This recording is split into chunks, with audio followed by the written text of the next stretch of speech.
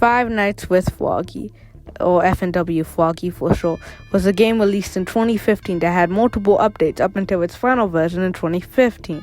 Well, you might be asking, why am I talking about this game? It's actually an underrated gem in the sea of multiple FNaf fan games. Sorry, I got that wrong. Yikes. Also being neglected by most of the FNaf fan base, which is kind of sad, but also kind of not. So I took it upon myself to put this game into the limelight. I guess you can say it's that good. It's that good. Also, by the way, this footage is not by me, and it's from this guy. Yeah. So if you're wondering where the footage was from, yeah, this guy. Okay, let's get started with the video finally. Hey guys, Hannibal Bird. So in this game, you start as Thomas, who's a bloke. He just bought an apartment, didn't rent. He bought one, but he needs a job. So it turns out, holy crap, there's a fairy tale kingdom job, and he goes into his crusty, let it crust oven. So Thomas, he's a respectable man. I guess he knows how to drive a car. You will never guess what happens next. This fat guy needs to move. How does he even get around the school properly? So Thomas literally crashes into the kingdom, and King Froggle II is not very pleased. And then the goat Lorenzo shows up, he needs to be the phone guy and stuff. So he's like, oh my god, I have so much stuff to do. Sounds like a lot of... Sounds like a lot of...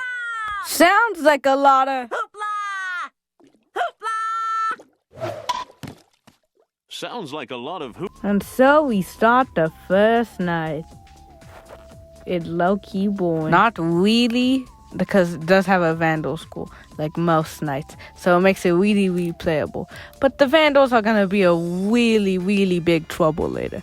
So we're introduced to most of the central mechanics of the game, like the cameras, the alarm, and, night vision, music box, Froggy, Vandals, this and that. Froggy only shows up once this night, but makes it really boring if you're looking for, the toys to move around. But overall, this night, it's a great introduction night. I also love the fact that the cameras actually have a use in this game. Like most FNAF games, you realize you don't really need them. But this one, you're gonna need them. Oh, you're gonna need them a lot. So we beat night one, no sweat. Easy dubs. And then we get introduced to the old night god, Daniel. So Daniel's like, ooh, I used to work here. Ooh, now I work at the day shift. Ooh, turn on the lights with Kitty. Ooh. And then it's like, yeah, okay. He dips, and then night two starts. And that information, it's gonna come handy. It's gonna come in handy. Night two begins. We get another phone call from our boy. And then Kitty actually shows up this night. Psych! He only shows up one time at this night. You heard that right. Kitty only shows up once. Sometimes 2 times. That's like lucky. If you're so lucky, then he'll come out 2 times. But overall, 1 time. Oh my god. Why? The matches get introduced this night. Cool. And also, this night isn't as boring as night 1. It's actually fun. I already told you how to deal with Kitty, to put the matches on and stuff. But Kitty actually has one thing that makes her really, really hard. And that she has no audio cue. So anytime, you just gotta pray to God that she's not in your office. And sometimes you just gotta look at the camera, which is hard because, oh my god, you gotta check the Vandals. And that's when the interesting gameplay loop comes in. Addition to the music box and Froggy. And when Froggy and Kitty are in the same room, we have to turn the lights on and off. And you gotta make sure the Vandals don't do a percentage of damage. Because if they do a big percent of damage, you're getting fired, and then you have to redo the entire night. Not much to say here, other than I forgot to talk about the interesting detail that's really neat, is when anytime it slowly goes to daytime, like 5 a.m., you can see it gets brighter and brighter throughout the cameras, which is really cool. And outside your office. We solo this night too. Easy dubs. There isn't really much to say. Easy peasy. Yeah. And then we get an actual cutscene when we go into the King Foggle's castle. Because the detail that I forgot to mention is that you actually get text messages on the phone, which the phone will come in handy later back in night 4. Also, the original game in 2019, when I remember playing it in 2019, then it started, it did not have these cutscenes. These cutscenes are a really nice addition to the game. So then we get to meet the king and stuff, and it turns out Thomas is actually very interested in the kingdom's history. So, the King Foggle II is about to talk about it, but then Lorenzo shines in like, oh, what's up, ha, ha, ha, ha. And then they have a little small talk, of course. Just get out. And then Daniel shows up, and you're like, oh my god, we meet Daniel again. And he's like, oh my god, I made a mistake. And he's like, what? Oh, I forgot to tell you about Quacko. Oh no, It's easy, just turn on the lights for him. Just like Froggy and just like Kitty. You know, no, just like Kitty, I mean. Night 3 begins, and we get to learn about the bite of 87.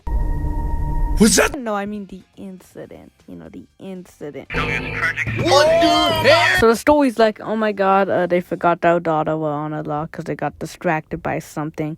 And then their daughter went missing. Oh no, somebody else solved the Froggy's little plea. So when Flocko comes in your room, you hear an audio cue with him going, which is really kind of annoying. But for the longest time, I thought when Quacko got in your room, you have to turn the lights on and off, on and off, on and off. But you actually just have to turn the lights on. And I never learned that until playing Froggies 2, which I probably will get into later. But, oh my god, wow, so stupid. So when Quacko, Froggy, and Kitty are in the same room, it's basically the same thing as when Froggy or Kitty in the same room.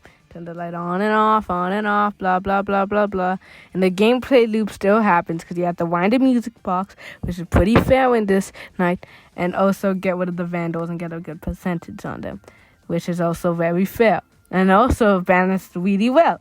Unlike some games, this night we get another easy dub. But this night there is no cutscene. You just easily get, transported into night 4.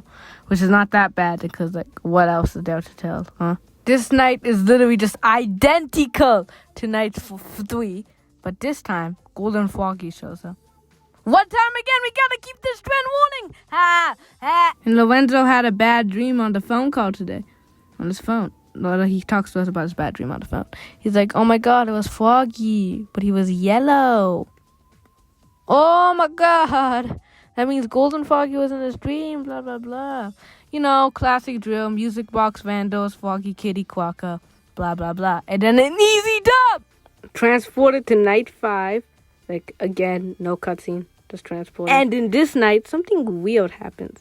Lorenzo talks about the secret passages in the palace. But King Foggle does not know where it leads. And then, our boy dies! No! Somebody's got a frowny face. So yeah, there are no vandals in this night, and the only thing you have to worry about is the music box. That actually moves faster. Oh my god! That will come in the next night. Faster music box for some reason. Also, the only people, main characters you have to deal with is Froggy, Kitty, Quacko, and Golden Froggy, who shows up more common around this night. That is weird, but overall this night's fun to come back to and very easy. Turns out we're one of the suspects for Lorenzo's death, even though if they check the security cameras, since it's recording, they can't really see us, but who cares? That means we have to do night 6, which is canon, and which is really hard. Oh my god, I fucking hate it. So the vandals and the music box is on an all-time high here. And this is what I have a problem with the music box. Why is it on an all-time high? In FNAF 2, the music box stayed consistent from 2 a.m. in night 1 all the way to 2020. It did not have its own meter that needed to be filled up. It just makes a useless challenge and unbalanced. And unbalanced will come later in the Froggy series, but I probably won't talk about that yet. I was lucky that it didn't fire me for the Vandal score in this one. Oh my god, that is difficult. And also, Quacko, since I was an idiot back then, Quacko, I hated him. He could not leave.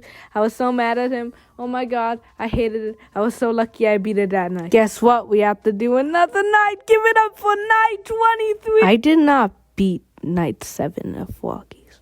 This is one of, if not, the most difficult FNAF challenge of all time. I am not joking. Only a few people I saw online beat this. It is actually really, really difficult. I don't know how anyone can do it.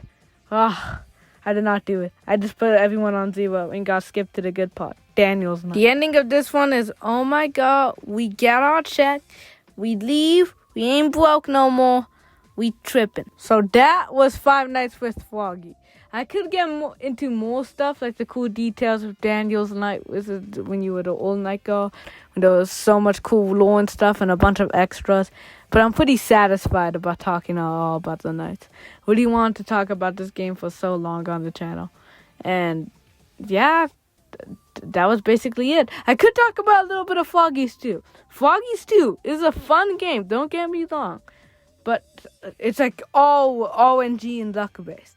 You have to have super skill and also like all luck. A bunch of mechanics that do not clash together, but somehow you can get through it. You just gotta be lucky. That's basically all I have to say for the Froggy series. Froggy's 3 is never coming out. There's the old version still up on Game Jolt. Yeah, you can download the games on the Google Play Store or on the Game Jolt. So that's all I have to say for Froggies. Bye.